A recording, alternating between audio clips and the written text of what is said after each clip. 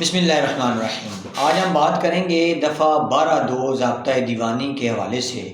کہ یہ دفعہ ہے کیا اور اس کا استعمال کب کیا جاتا ہے اور یہ دفعہ کیوں جو ہے وہ زیر استعمال لائی جاتی ہے۔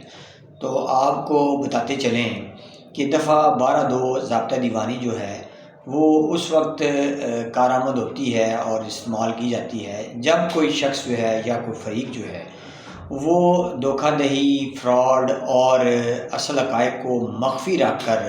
عدالت سے کوئی ڈگری جو ہے یا کوئی آرڈر جو ہے وہ پاس کروا لیتا ہے۔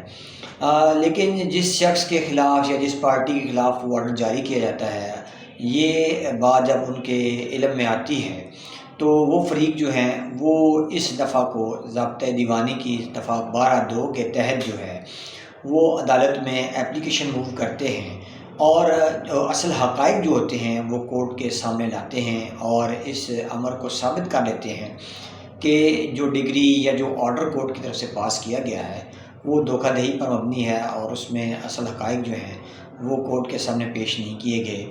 تو کورٹ جو ہے اس حوالے سے یہ اختیار رکھتی ہے کہ اگر کورٹ کی نظر میں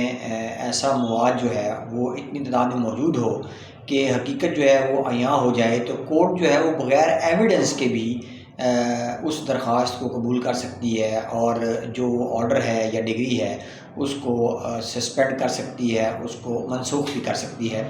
یہ امر جو ہے یہ جو کورٹ نے ہولڈ کیا ہے وہ 2020 CLC پیج 1491 پر جو ہے اس کو ہولڈ کیا گیا ہے۔